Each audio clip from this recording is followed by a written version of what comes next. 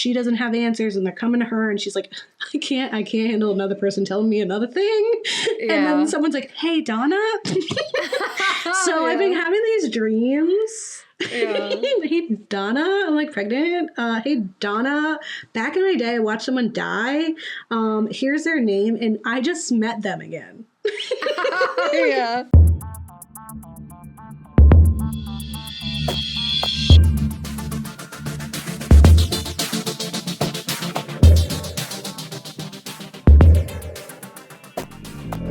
Hi, I'm Kat.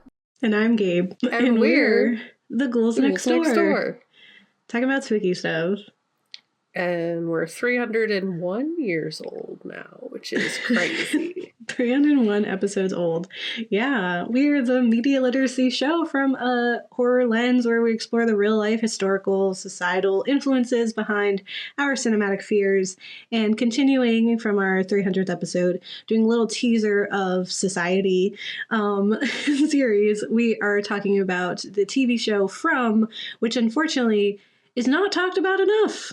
Yeah, no one literally, like, I don't even know if I'm just using the wrong search engines or what, but it was really hard to find other people talking about this. And it's so weird because it's such a good show. It's on an unfortunate platform, but yeah, it's really hard such to get. A good show. I really wish it got more love as well. Yeah, I don't know why I saw it. I think it was just advertised to me in some way. And then I gave it a shot. It was definitely like advertised as like, this is like Lost. And I was like, okay, well, Lost didn't quite end well. So I mean, like, you know, are we a little more hopeful about this? And just like the teaser of them coming into the town and trying to drive out and being back in. It's such a great concept. That I was hooked. And the first season is brilliant, I think. And it got like, you're invested. So by season 3, even though you're like met with so many more questions than answers, and it's a little stressful in that way where you're like, I don't know if they're going to have answers. Have they thought this through? How many things have been in the backpack? How many things have we taken out? Yeah. Is this just because it's fun and scary, or are we going to get an explanation? Yeah. And I think that's like any good mystery show has that. And I'd like to think that in the year of 2025 that we maybe have learned from shows like Lost and are hopefully not going to suffer the same fate. I will say that for those who are watching it, there are some like motifs. There are things that happen in the first season around characters that when you see situations happen in later seasons, it was clear that was the intention. So, like, for example, one of the characters, Victor, in he's obsessed with peaches. He has a canned peaches. And in his room, he takes one of his rooms, he has the brand of the canned peaches. And he's taped it around his room to be like a banner, like around, like almost like wallpaper. And later when, like minor spoilers, when you see his room as a child, he has peaches, a rim of peaches. Yeah. And that's something that you see like in season 3, whereas you saw the peaches in season 1. So like those little things are very intentional by the team. And so when I see that stuff, it gives me a little bit of hope that maybe they thought about it. Yeah. Everything that's in the backpack is intentional, hopefully. Is what it leaves off on a very big cliffhanger. Every time, I think. So who knows, but hopefully we're going to believe in you, TV show. Please. Yeah. And I will say, so what Kat's referring to when they're talking about the backpack, for those who might not know, who maybe have missed us talking about it in previous episodes, it's this concept that I learned like in creative writing classes of like when you're writing a story, you envision yourself as like, you know, a hiker that's moving up a mountain, and you've equipped yourself with a backpack full of items that you're going to need throughout your journey up this mountain. And if you get to the top of the mountain and you have not run out of things in your backpack, if there's a bunch of stuff in your backpack that you have not used, it's a waste. It's a waste of your space in that backpack. Yeah. And so when we're thinking about like suspenseful shows like this, mystery shows, or mystery films, things like that, if I feel like in the middle of a film, like, what was that for? Why did we put that storyline? Why did we put that character? Why do we put that device in our quote unquote backpack if I'm not seeing it come out? Yeah. You know? And and so like there is hope that some of the concepts that have been brought up, that have been put into our backpack, will be addressed and not left hanging. Like it won't be the polar bears and the smoke monster question mark of Lost. Yeah. Where it was like, okay, what is that? And then at the end, there's really no answer for those things. Like, yeah, it is as a worrying thing as a show to present more questions than answers 3 seasons in. Yeah. I believe it's made by the same people as Lost, so I don't know if that's encouraging or not encouraging. Maybe they learned, maybe they didn't. We'll find out. Some similar producers and creative people, certainly not all of them. I will say J.J. Abrams was really only involved in like the first episode in like the concept of Lost, which is you know, like he was like, what if a plane crashed and there's 2 parts and then they were like, a smoke monster, and they're like, yeah, whoa, that's cool, and then he left. Yeah. And then they were like, wait, but what if? Yeah. Like, and then they didn't answer correctly. I think the worst part about Lost is that people guess what the ending was.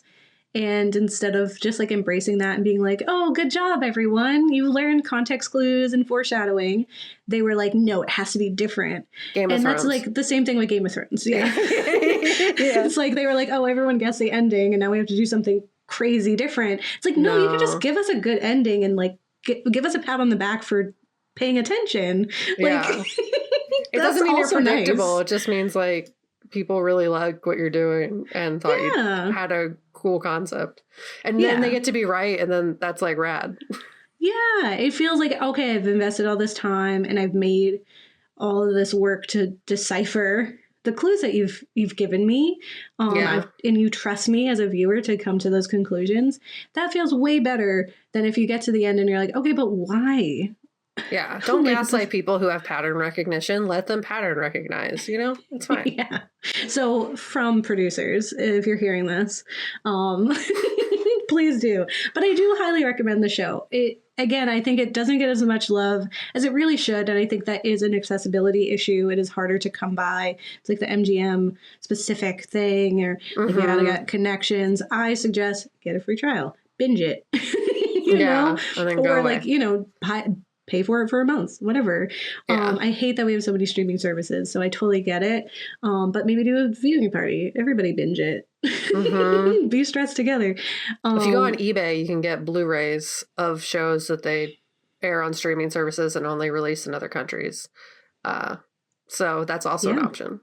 And then you have it forever. And you don't worry. You can rewatch and then it. You have viewing parties in your house, and it builds community, which is the whole theme of this show.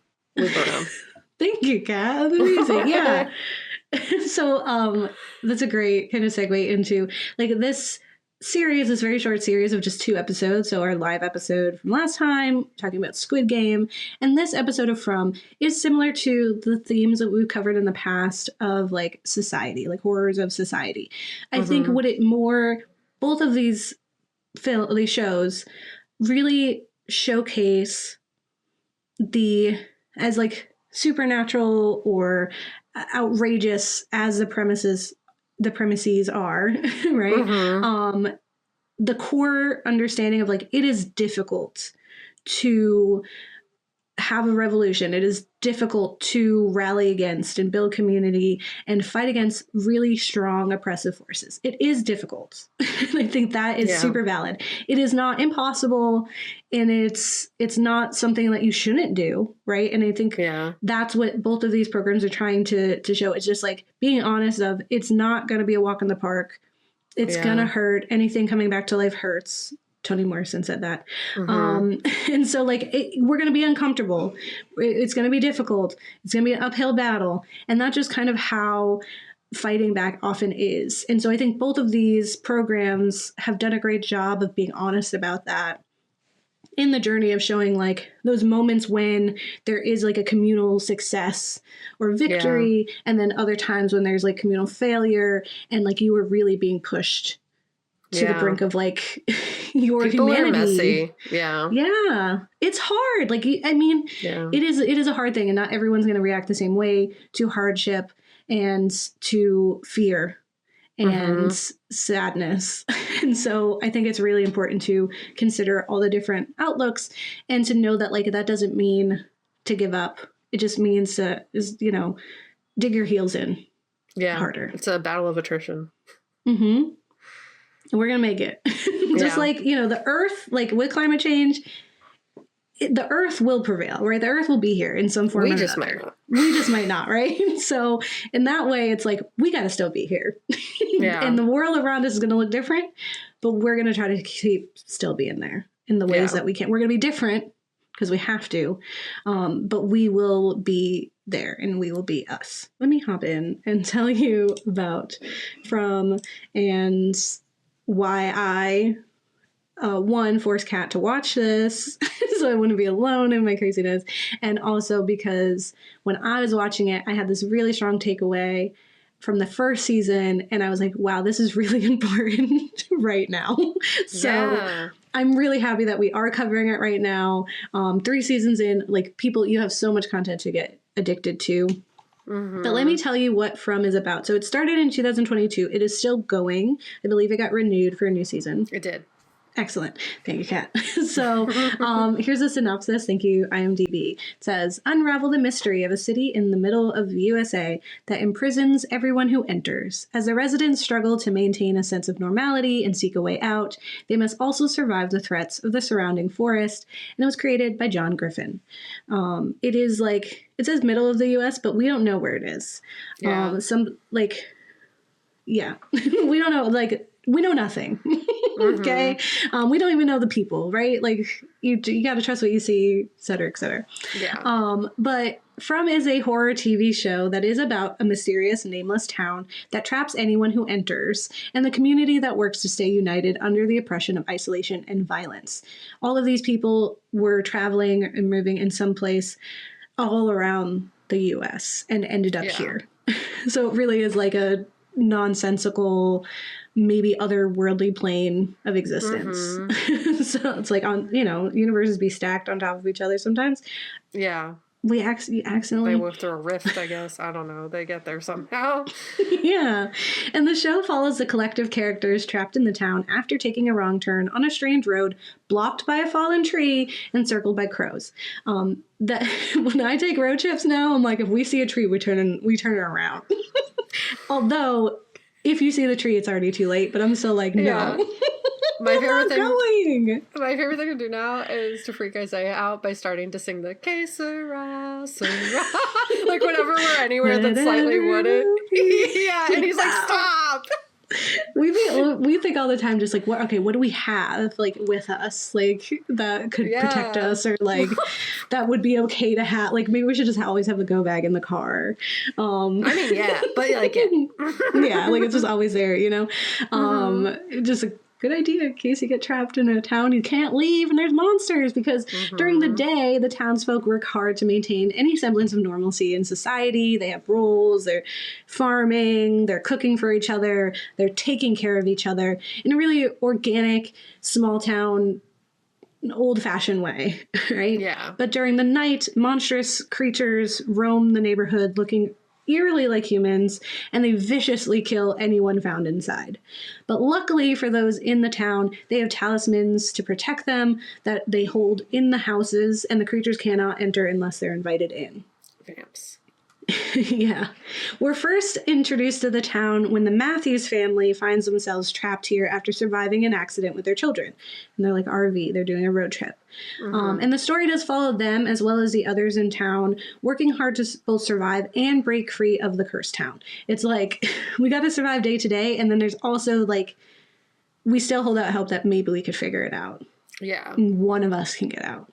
Of the characters, there's Boyd Stevens, who is the town's makeshift sheriff, who patrols the town to ensure that it's safe and makes dangerous trips into the woods to understand the bounds of their capture. He is the one who found the talismans in the first place, and the one who helps build up the somewhat ramshackle society that they have, just continuing back to some normalcy. In addition to him as like this leader in the community, we have Donna, who runs a more free-spirited community that lives in a communal house on a hill, colony house, which is like the most extreme socialist house you can have. Everything, it is ours. Everything is ours. No one owns anything. We take care of each other. It is beautiful. And so, it's a little free-spirited, very hippie kind of mindset. But I think like the core concept of colony house is really that like breaking down of structures of hierarchy and like ownership, whereas the town is separate from colony house. It's, people still hold on to a little bit more of that structure, a little bit more of like, they have their house, right? And they can kind of take care of themselves and also each other. Yeah. In addition to those folks, some of the other characters that you'll see, you have Victor, who's this older man with very childlike behaviors, who has been trapped in the town since he was a child.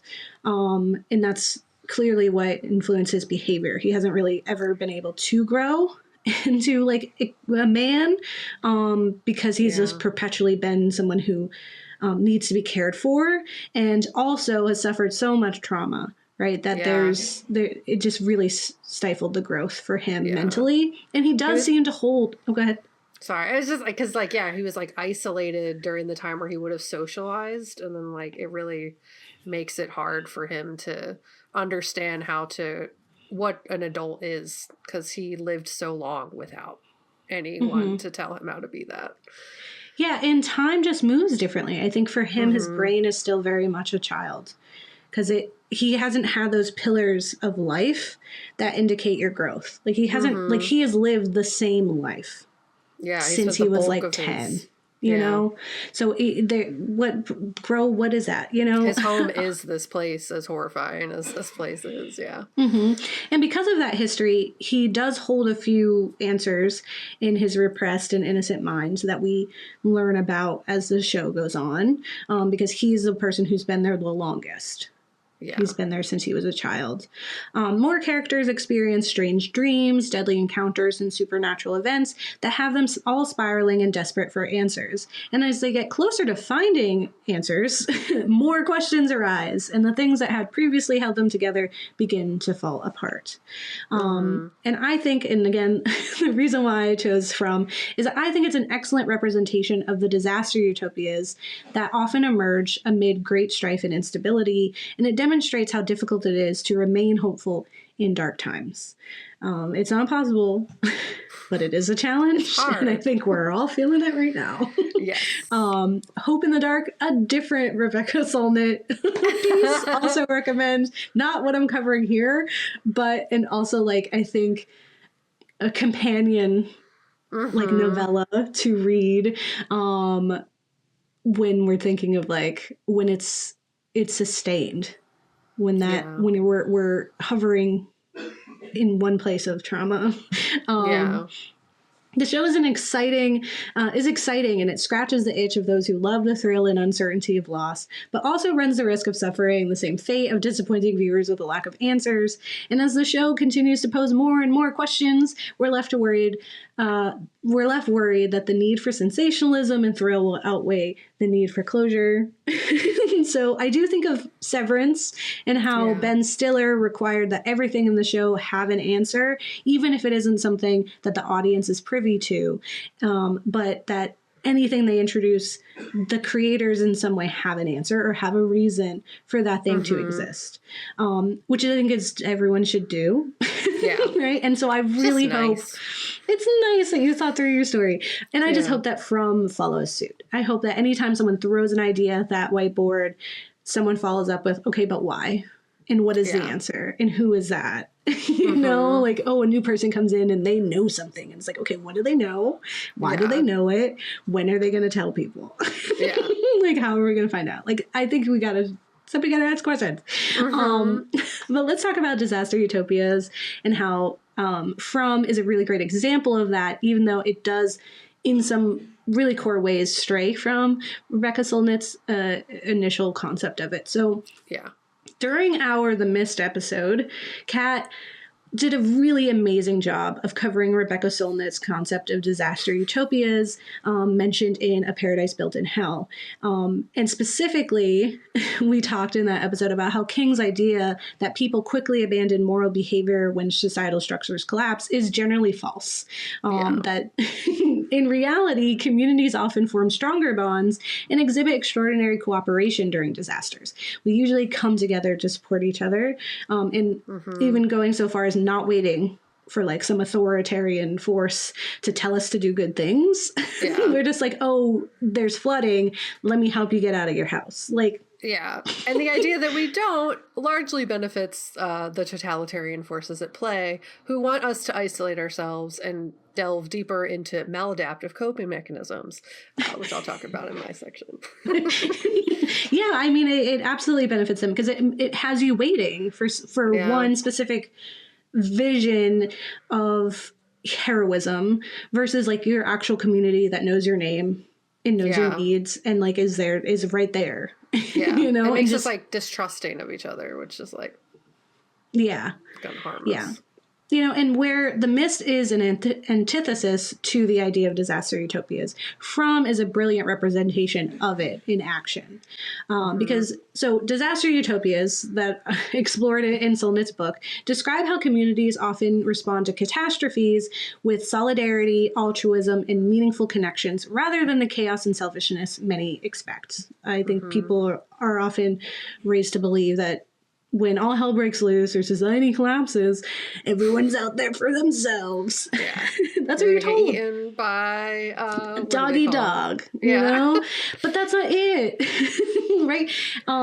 That's just not what has happened in society in times of need. Like, I mean, you hear all the stories even just about 9/11, like all of the people who put themselves in actual harm's way. Hurricane Katrina is another one. Like people will actively put themselves in harm's way to help other people because that's just give us more credit. Okay, like not everyone's a selfish POS. Like honestly, some people will help.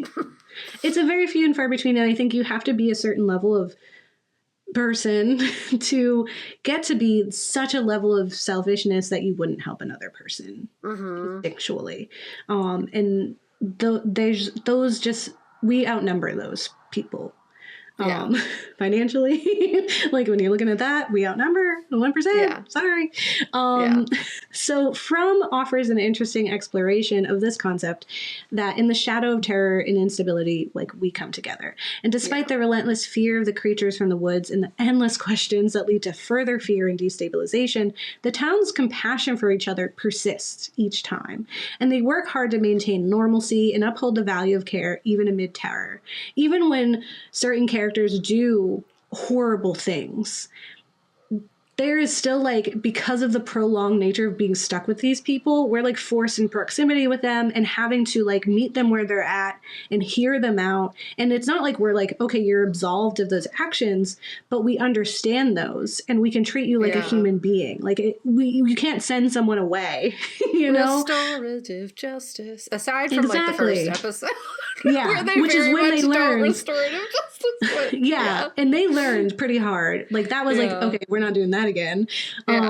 Because it is restorative justice. Like instead of like putting someone away and somehow they get better, they're going to be, you know, contributing to society and they're going to be working hard to fight against what we know about them. And like, and people are obviously not going to trust you. You have to build that back up. Like that's just a normal thing to happen. And I think it's really important that we get to see that. We get to see people fail and we get to see people still care about them. Yeah. When do you get to see that? Especially in horror. After the discovery of the talismans, the townsfolk could live during the day in some normalcy instead of crumbling under the weight of fear of the nighttime. Like before the talismans, they were just like trying to find new places to hide and they were just hopeless. Yeah. It was literally, they were like, we are going to try to find maybe a rabbit or something to eat, a plant, and then we're going to hide. Like, we don't, you know, like it was so uncertain and you couldn't hold on to any hope that the same people would be there when you woke up. If you even got any sleep. So Sheriff Boyd having found the talismans and then later like influencing everyone, helps the townsfolk establish systems of food distribution, housing, and protection, providing structures of that normalcy to maintain their sanity. Because now they're not operating at quite the height of like panic and just like depression and hopelessness. They can at least like almost pretend things are back to normal, because then they go and sleep in a home at night, right? Mm-hmm. And thanks to natural leaders like Boyd and Donna, people can rely on someone for support and structure. And systems of hierarchy don't quite exist in the town. Despite the emergence of those leaders, like they're still just regular people. Yeah. They're looked to more for like support and like guidance than it is like you're the end all be all. It's more like an emotional leader, if anything.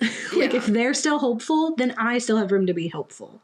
Yeah. That's a kind of looking that we have. And it's more of like trust than like, of course that person is the leader. Like, it's a little weird. And if you do read Octavia Butler's Dawn and the Lilith Brood series, one of the conversations that she has is like the downfall of humanity is our hierarchical nature, and the fact that we do put certain people or beings above others, and having that structure only leads to like an us versus them. It leads to this disparity. It leads to instead of us all looking as a unit, so we want to do what's best for the unit, for humanity. We take care of each other. We take care of the earth because that takes care of us. When you stop doing that and it becomes like, picked apart into these little bits of people, then it's infighting, and then we're not taking care of each other. Yeah. And so it ends up, the world's, more fucked isolation. Up. Yeah. Then we can, mess with communities that are deemed less than, and areas of the world that are deemed less than, instead of looking at it as a whole for us. So hierarchy can be really detrimental to the advancement and sustainability of a group of beings. And so in this place, with the lack of hierarchy is really great. Like it's super socialist. People from different backgrounds cooperate for survival. Some are even living in the completely socialist lifestyle in the colony house, where they're sharing resources and supplies. That's like, it's not your clothes, this is our clothes. That's not your pillow, that's our pillow. Okay. Which, could be annoying, but it's also like kind of nice. Like, okay, now we're all just sisters. Okay. It's kind of communist, but no one likes that. It's hella communist. It's socialist. It's like, everyone now has a sister. Okay. You have sisters, they take your clothes. Yeah. They do that. Now everybody does that, so you get practice. Whatever. Now everyone has clothes. It's crazy. What? Yeah, and then everyone has clothes because no one cares what they look like. Not really. No one's like, oh, this person's so much better than me because they have that shirt. It's just like, oh, I want to wear that shirt next because I love the color. Yeah. Or it's very soft. Yeah. Because when they're no longer fearing for their lives, they begin to form strong social bonds with each other that possibly couldn't have existed in the real world. It's harder to do. Especially I do think there are some people who you get the feeling that had they been in the real world and interacted with X, Y, and Z person, might have come in with some prejudice, maybe some racism, maybe some just inherent bias that would have caused a rift. And not to say that there aren't rifts in the town. There's still definitely people who do it, but it tends to be around different things. Right. Yeah. It's things different ideas for how we get out of here, or different things to think of how we keep people sane. More situational than instead of being oh, it's because of all these kinds of people, or women. Blah, blah, blah. It's not that. It's it's you think it should be like this, and I don't like that. Yeah. Which is just nice to see. Yeah. What I think is really important. So season 1 is such a great representation of the disaster utopia. I think it's peak that. The town is peak that, because it starts to fall apart at the end when they're actively looking for answers, and they're doing some really drastic things to find those answers. And this town, this world that they're in, is mad. It triggers this reaction from the environment to now kind of come after them. Whereas before that, before the Matthews show up and Jade and them show up, they were living a disaster utopia. Yeah. They were farming, they were feeding each other, and no one's paying money. They don't have money. They don't care about money. They have a doctor. Yeah. They just like went around and they took care of each other. And they, you know, they have a bar and the person just did bartending. He woke up every day and he was a bartender. Yeah, he didn't everyone get paid just kind for of that. chose what they're good at doing and how they can contribute, and then did that thing for the betterment of everybody, hoping that like everyone can survive long enough to get out of here. Like, it's very nice. Obviously, like, horrible stuff still happens. Like, there's definitely still monsters that come out at night, and sometimes people die. But like 90% of the time, they're taking care of each other for no money, just out of love, and that's very cool. Yeah, it's just rad. To survive, just to take care of it, because you knew that you were being taken care of and you were taking care of others. And that's just it. Like, and that's really all you need. But I think what's important is similar to Squid Game, where I think the first season of Squid Game was really dedicated to kind of setting up this premise of like capitalism sucks. We shouldn't have these systems where money is that oppressive and controlling and people don't really have a choice. And look at how difficult it is for these people to ever, like, it is impossible to get out of this debt system that exists. And the first season was so very much that. And the second season was, okay, how do we get out of it?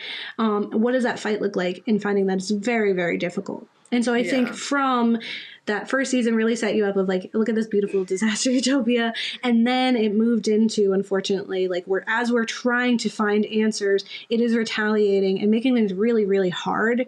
And that's just like what happens, right? When you start fighting against these bigger evils, they're going to retaliate, and they might not be scary creatures in the dark with teeth that tear you apart, but they're still really strong, powerful, sneaky creatures, beings that can hurt and really, for lack of a better word, like handicap certain movements. Right, we can disable certain movements and just make it that much more difficult to get those wins.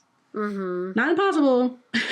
It's just more difficult. Yeah. Yeah.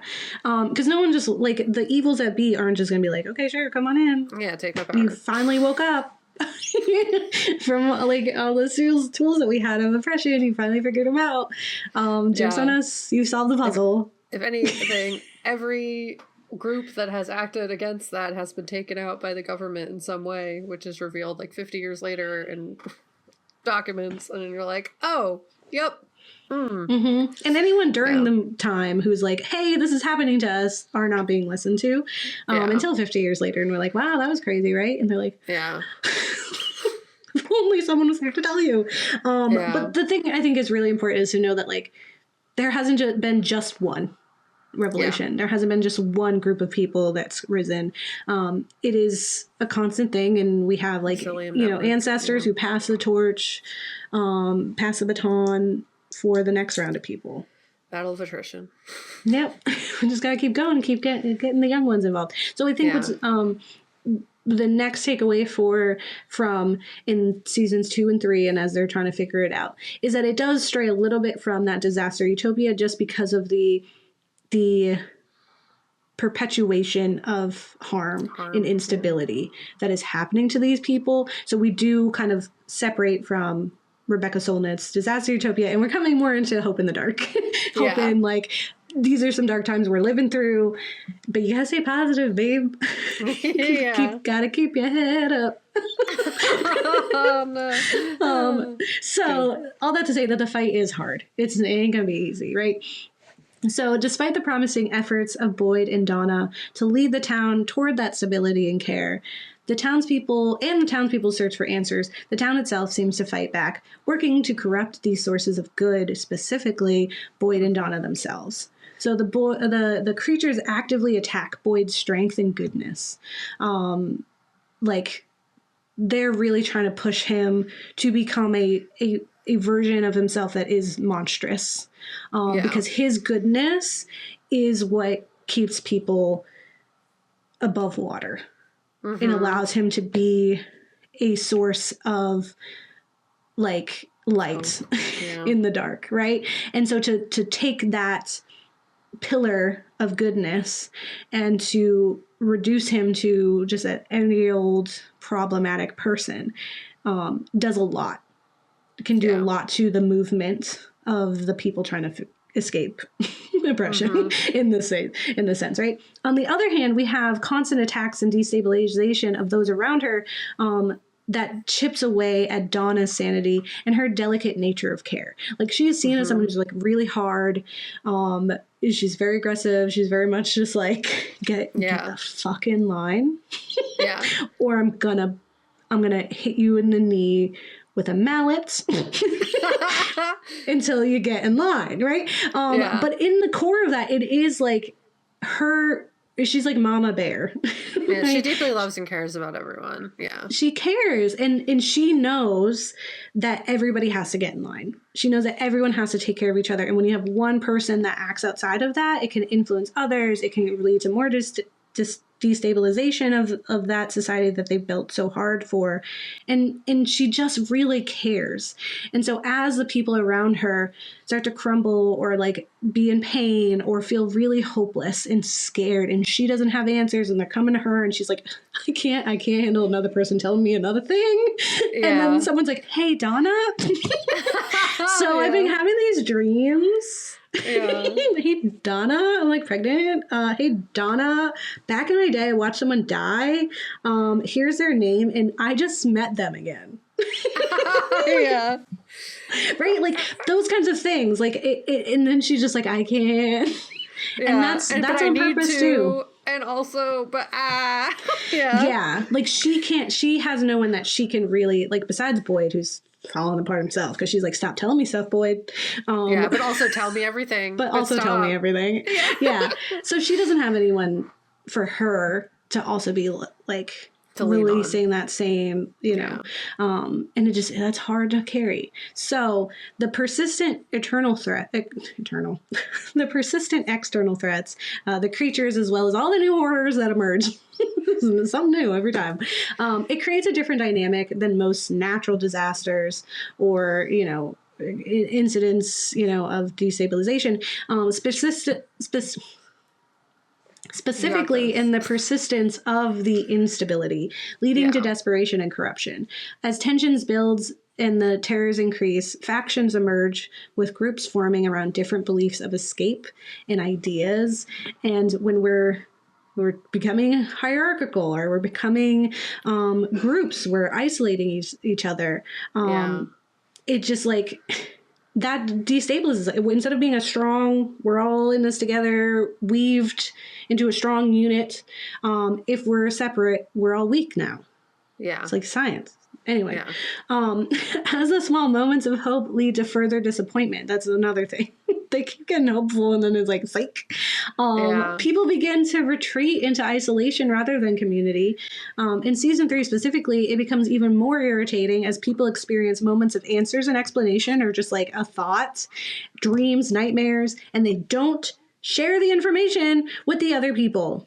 I was like, the cat said it too, because I think everyone's feeling it. And when I was watching season 3, every time I was like, just have a town hall. Can we have a town hall every 2 days? Everyone gets together and just like, raise your hand if you had a weird dream. Raise your hand and tell us what your fears are. And it's like too many cooks in the kitchen, but also you need those cooks.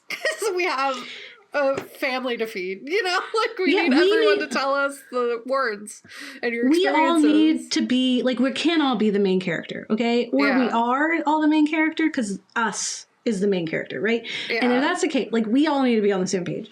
We need to solve the puzzle.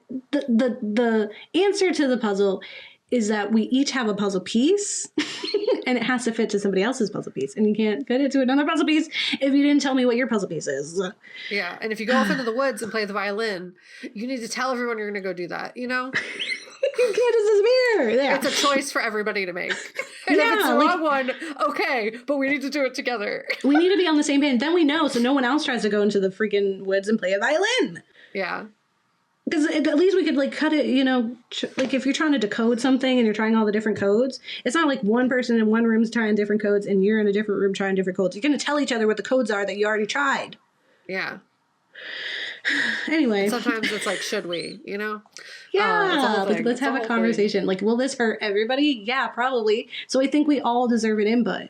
Even if I'm just Joe Schmo who, like, helps dig up the carrots. I deserve to know if you're going out there and putting my life in jeopardy. Yeah. And I might be having dreams that are similar to your dreams. Yeah, and they have an answer. Yeah. What the hell? Anyway, that part is super frustrating because it's like communication. Yeah. Like, I'm like, okay, where are the leaders now? Because we should like show up, you know?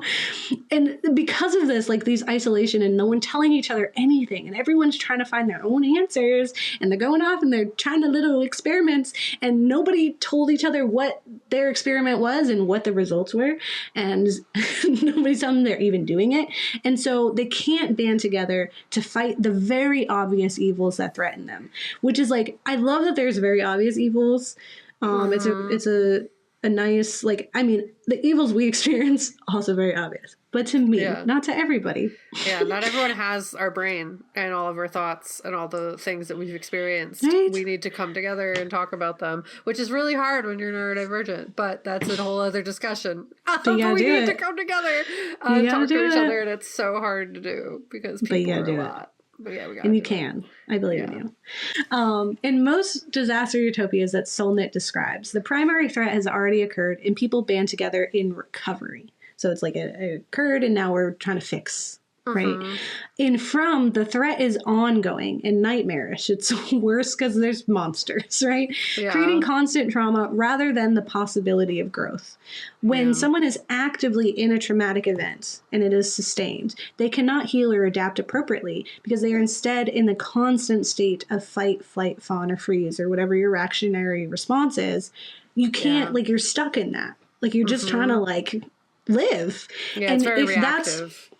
If that's where you are, you'll never get to the point where it's like, now we can like repair. Yeah. You're just messed up. So while the show explores the potential for community formation in crisis, it also shows the psychological toll of perpetual danger and how it can wear people down. And so unlike Solnit's generally optimistic view of human nature in disasters, From presents a more complex picture where community bonds are simultaneously strengthened and strained by prolonged isolation and fear.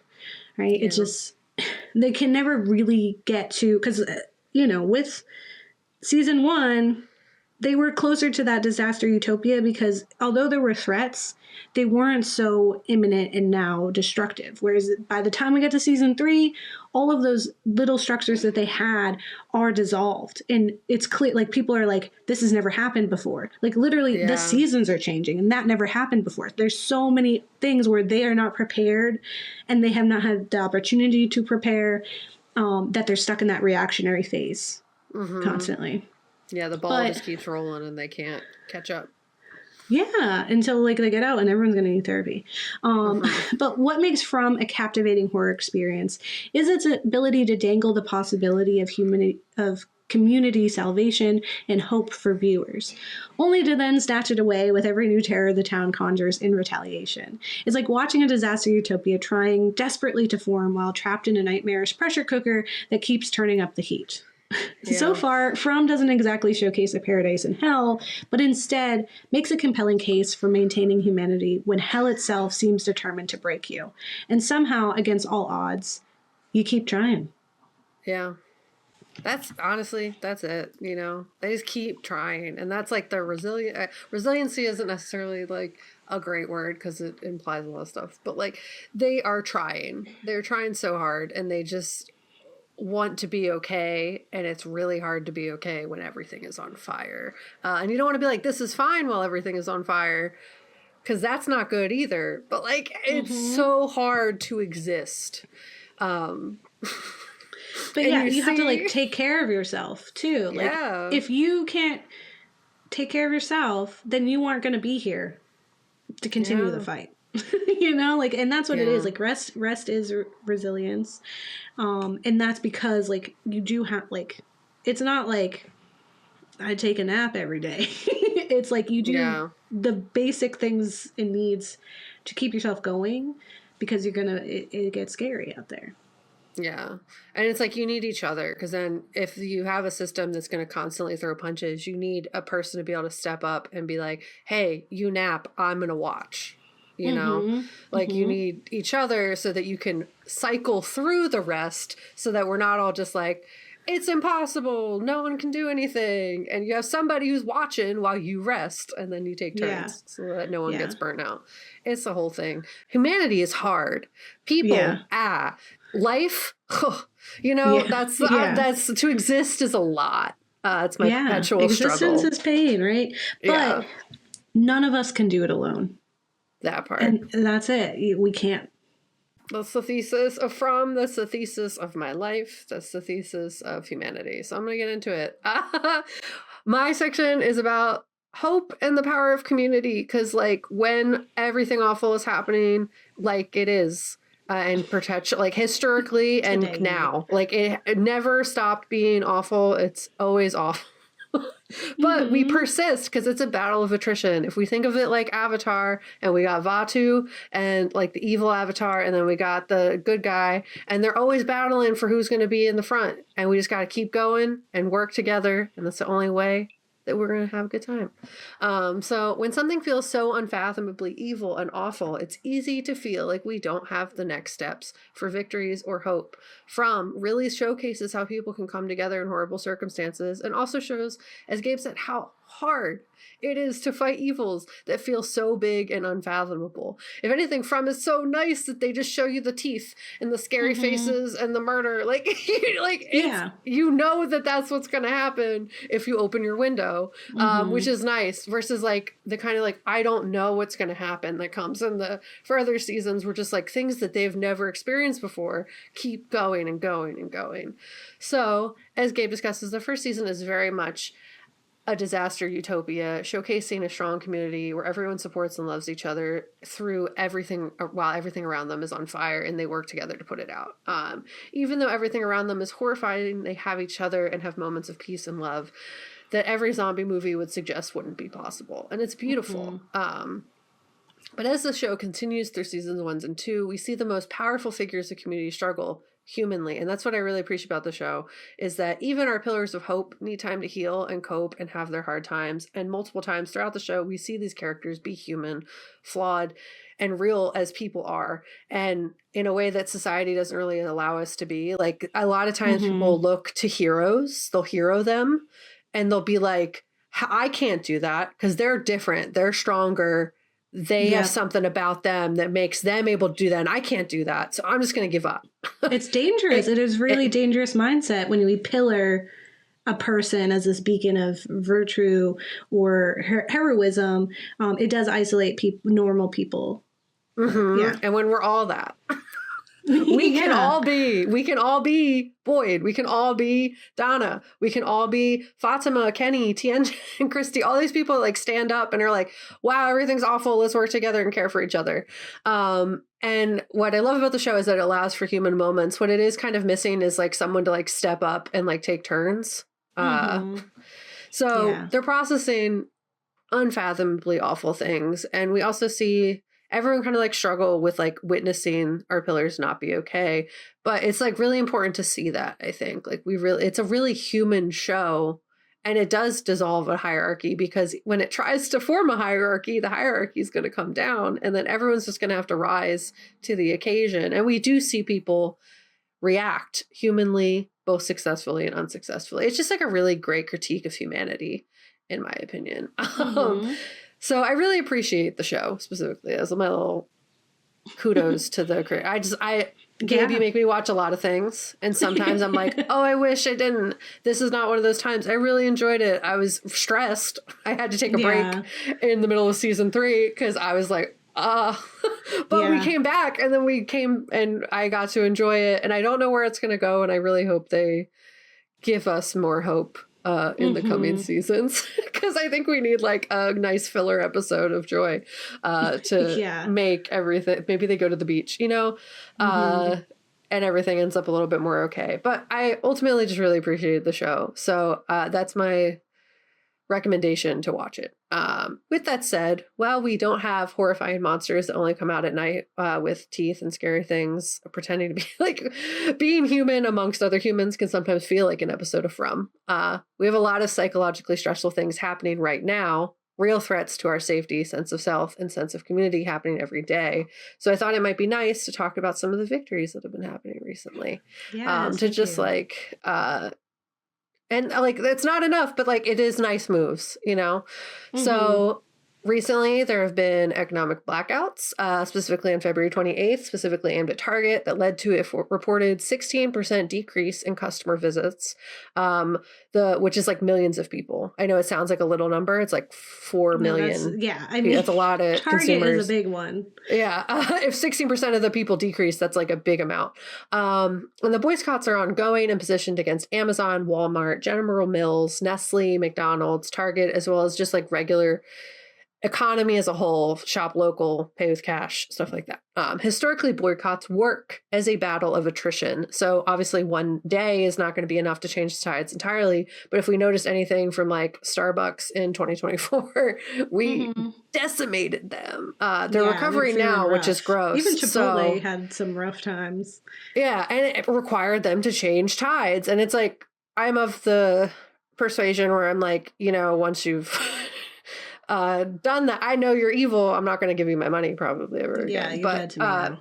Yeah, but like, it's a battle of attrition ultimately. So like, these boycotts are great and they're starting to gain traction and they're starting to make impact, and that's something that's really powerful. But we really got to dig our heels in and keep going. Yeah. Like the Montgomery bus boycotts wasn't like a day. It was like years. That was a long time of like very strategic, and it was detrimental. It like really messed up the entire thing. And that took a lot of diligence. Mm-hmm. And like, yeah, so it's going to be a battle of attrition. We got to dig our heels in. But the positive, the little ray of sunshine is that it is working. Not at like the level that we needed to as of yet. We got to keep going. But they did see a decrease. People are reacting. Millions of people are doing something about all the awful things that are happening. Tesla stock experienced a staggering decline of 50% since December 2024. Specifically in a Forbes article, they said on March 10th, Tesla plunged 15% in a single day. Love to see it. It's the worst one-day drop since 2020. And that's because of the pandemic. A pandemic, yeah. People were panicking. Yeah. So we did what a pandemic did in one day, and have done even more with the stock declining 50%. Many billionaires that have been impacted by their association with Trump and boycotts and protests. Elon Musk has seen his net worth plummet by approximately $148 billion, dropping from a peak of $486 billion in December 2024. You know what's amazing? Imagine if they just paid taxes. It would have just been... They would have saved so much money if they just paid taxes, but in their avoidance of taxes, have lost $148 billion.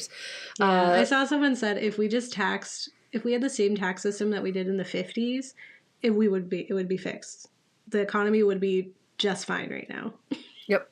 That's it. But make America that again. Whatever. We got a Jenga. Whatever. It's fine. Yeah. The dramatic loss is largely a result of a declining value of Tesla's stock and the backlash stemming from protest, because people are really upset with what Musk is doing, reasonably.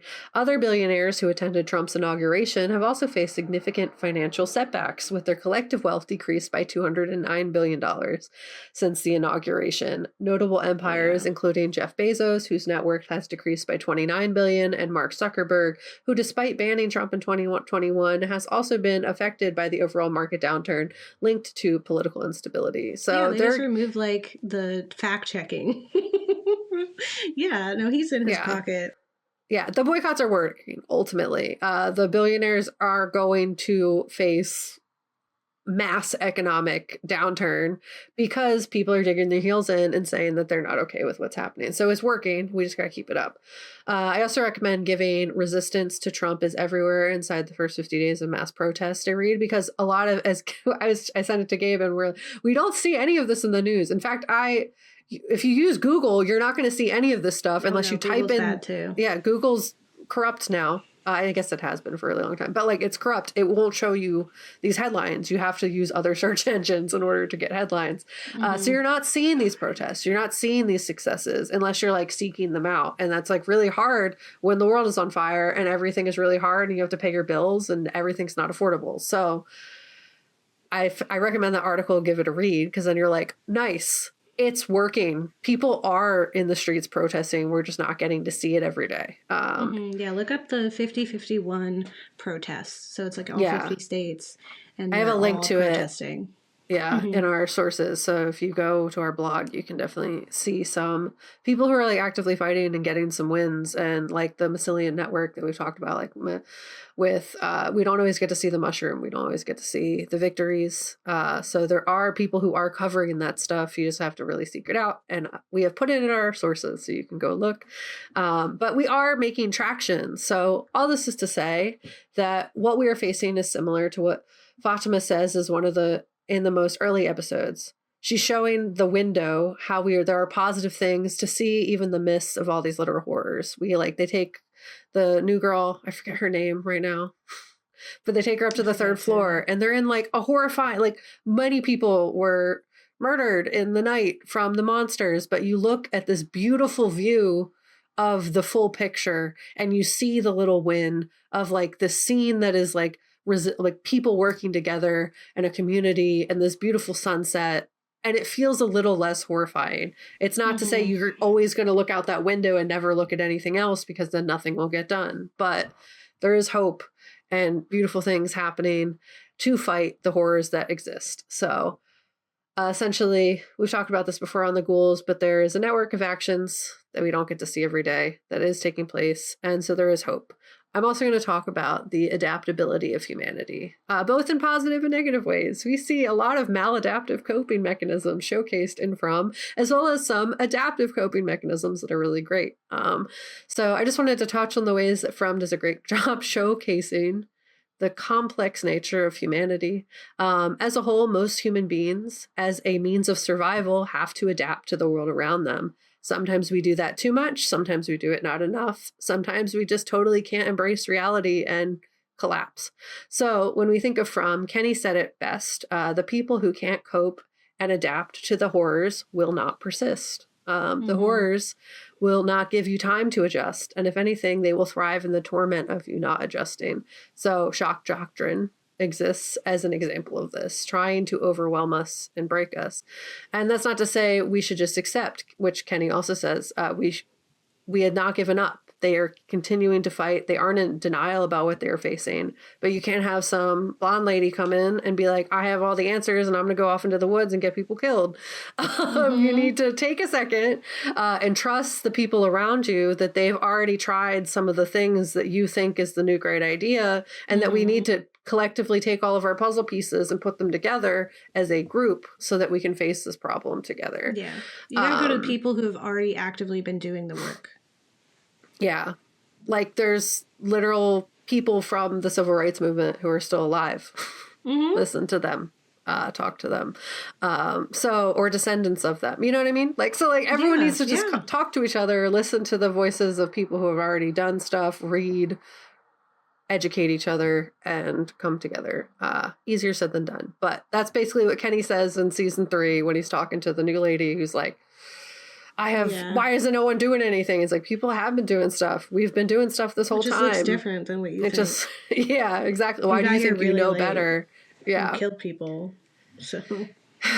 Yeah. Anyway. So this is actually a part of human psychology, basically, in how we have adaptive and maladaptive coping mechanisms to horror and trauma.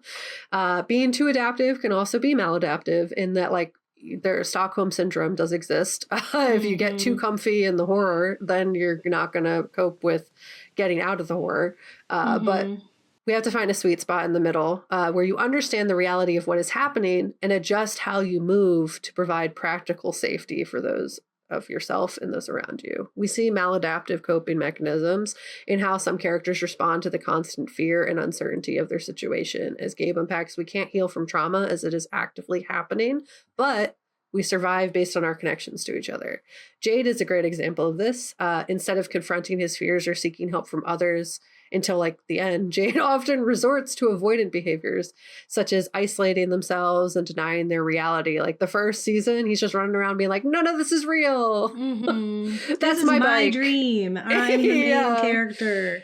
And we see, like, he doesn't do anything like Abby, who takes that in a whole other direction where they're like, we're in a simulation and shoots a bunch of people. Like, you know, like, He doesn't do that, but he's not doing something that's helpful. He's actively putting people in harm's way by his denial of reality of what's happening.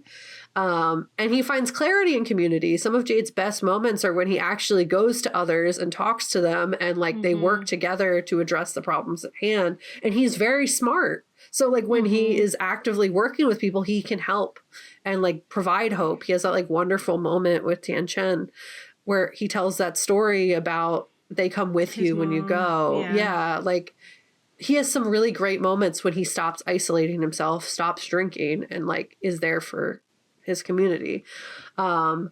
And we also see this maladaptive coping mechanism and like wallowing in isolation. And the father in the first 2 episodes, whose name escapes me, but basically who gets drunk and gets put in the box because he's not there for his family. And because of that, they are killed.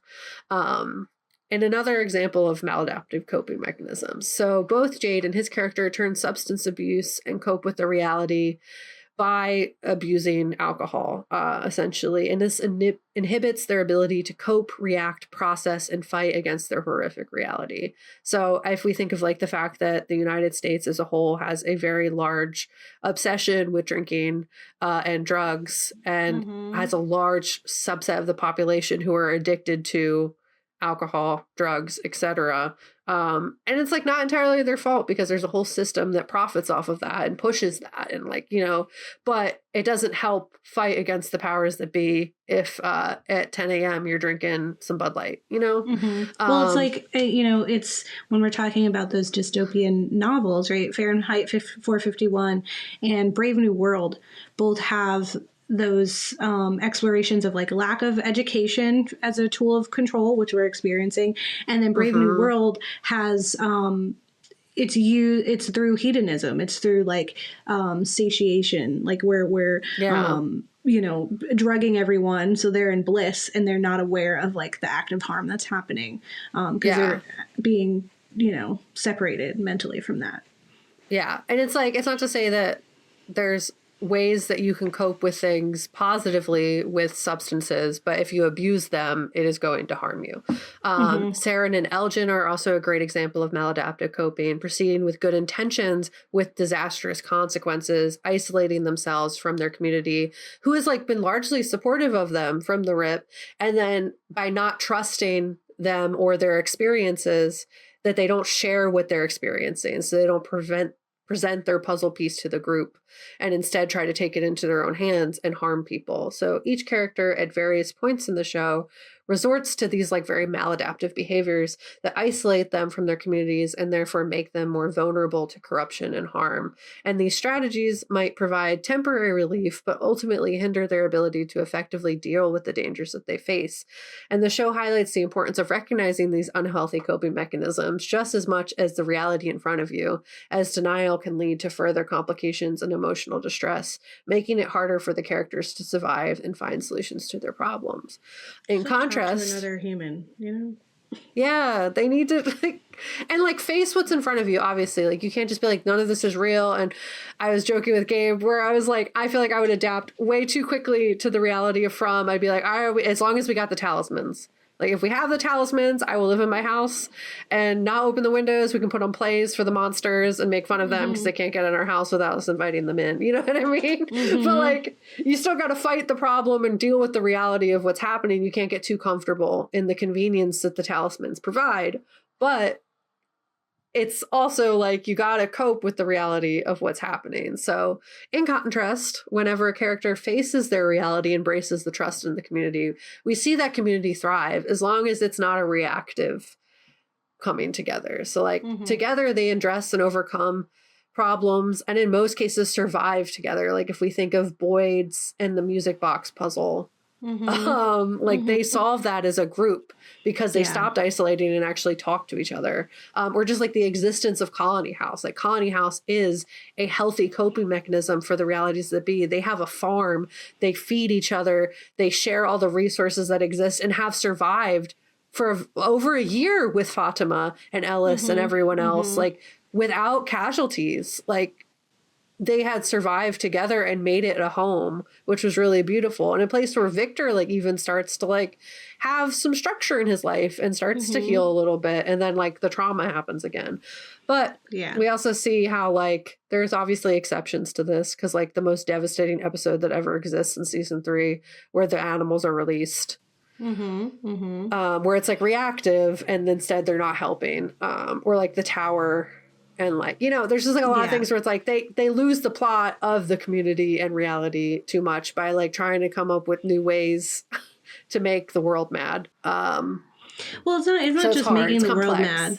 It's like, it's a retaliation of the world because they are trying to fight back. And I mean, that's what happens. Like we experience these like like they in real life, sometimes they just abduct people who are protesting, and they literally just kidnap a person and they put them away, and they're like, oh, because we said so, and then it can destabilize people. Or like the millions of times the CIA has murdered someone and said it was somebody else, and it destabilizes a whole movement. Like, it'd be happening.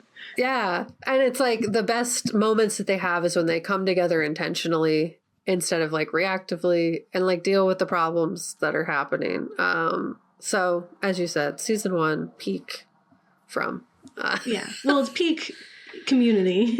Peak community, Because I mean, the rest is ouch, but necessary, but ouch. Because I think it's a very human, and I think it's really valiant of the people to be trying, right? Like, I think it means a lot that new people come in, like the Matthews family and the dad, whose name his name is Jim. Escapes me. Jim, thank you. Jim. For Jim and Jade even to come together and make the tower in the first season in hopes of like contacting the outside world. The fact that as jaded as everybody else is at this point, that they still like very reluctantly in some ways tried to hope and allowed themselves to hope. And I think they were very clear, like Donna and Boyd were very clear about like, if this doesn't work, it could really be detrimental to like the mental stability of our people. But on top of that, it did anger the world, because instead of just doing the Stockholm syndrome thing that they were doing, where they're all playing town, right? They're all playing, we're subservient, we're just going to play by the rules and no one's going to step out of line. We're just surviving. The second that they were like, no, actually, we want to leave. We don't want to be here forever. Then there was that retaliation. And I think like it is really important that as the seasons go on, that it is getting harder, because that's just reality. There's no way that the horrors are going to be like, come on in, you solved the puzzle. Thank you. You did it. Yay. Here's freedom. It was just a joke. It was a silly joke. We're just going to hand it over. You got to do it. You're also right. So like as fearful as I am that the plot could be lost, I'm scared. I do have that just fear just from living through instances where TV shows have let me down in that way. Like when we prolong things just because they're popular versus like giving a good story. I stand by it that Supernatural ended in season 5. That's it. It ended in season 5. Period.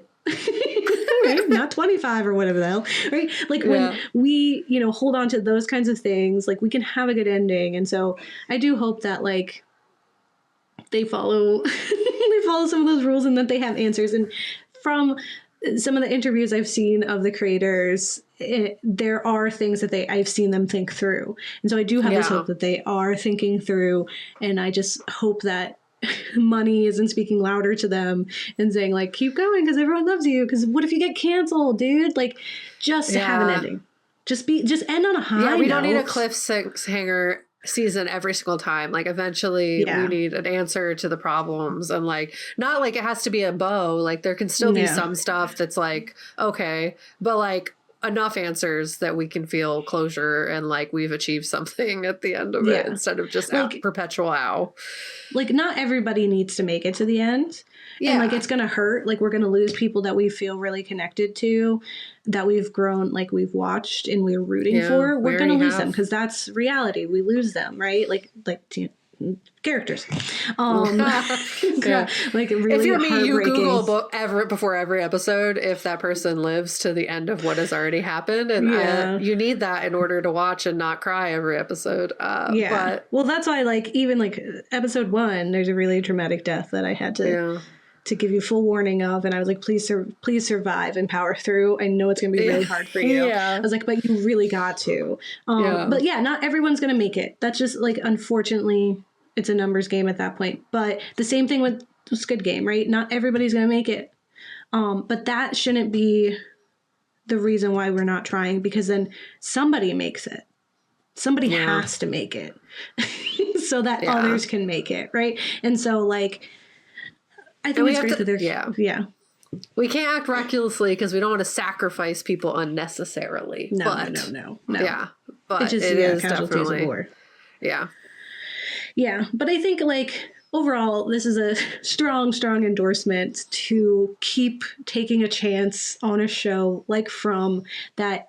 Again, hadn't been getting a lot of love. I really hope that you give it a shot and that you get attached. But also, like, really do see how it is a wonderful representation of, like, in a way that's refreshing versus, like, other films or series that tries so hard to convince us that people, like, the root of people is, like, distressful, is evil, or, like, we're one bad day away from being the worst versions of ourselves, which is not true. Walking Dead. You know? Yeah. Like it just isn't true. Most like zombie films, like horror shows, like you said. But even I think of like Zombieland, right? They found community together. Like there was that was a really important thing, was that they found community. It was just like, take something away. That's what makes us people. Yeah. Dawn of the Dead. They found community, dude. Like it's the only way they survived was that they had each other. So I think like I really appreciate that From is really refreshing in that way of being really honest, making them very human, like you said, Kat, and also just like being really candid about that struggle. And I think it's almost beat for beat what we experience in real life, especially right now, and just keep fighting. Like it's gonna get scarier, but we do have to kind of give up those securities and that comfort that we had from kind of the Stockholm syndrome of our idyllic town life. We gotta step outside and we gotta start fighting back. Yeah. So, and then there are victories. So that was also a thesis on my part. So we do win sometimes. You win some, you lose some. Gotta keep due. Yeah. No, I mean, yeah, you do gotta keep due. Keep it up. There's, I can't remember her name right now. There's someone on Instagram, and every like week she talks about Trump's losses, Trump's L's for the week, which really heals me a little bit every week. And then there's another person who will just do like, here's the wins of the world. Sometimes there's like climate wins and things like that. Like if you can find those people, it's really important. I also you need to balance. Yeah. I recommend Michaela Loach's It's Not That Radical, which Kat was talking about earlier with the mushrooms. Like, yeah, you it's not one night, it's not one boycott, it's not overnight. It's gonna be a battle. But I think what we can learn is that we can do it. That we're stronger than we think, and that we care for each other a lot more than you think. And that's going to show now. So find community. But that is like for 2025, at least for right now, this is the end of our society series. It's just 2 episodes, a little special there. Because like I really appreciated these 2 pieces of media in being real. And so stay tuned. We got some more things coming up for 300 more episodes. Stay tuned. We're never gonna stop. We're never gonna end. But not like Supernatural, you know. Yeah, no. I love that it keeps going, but I hear you. I really do. That's not what Eric Kripke intended. Anyway, I know. It's just a weird retcon. Anyway, don't get married. Well, your kids. Hopefully not. But yeah, don't forget to like and subscribe as well. Let us know what you think about please. If you have any other suggestions of books that I could read that is like this, or like Squid Game, or another show that maybe is going under the radar, or film or things like that, like we're always here for that. So let us know. Okay, bye. Bye.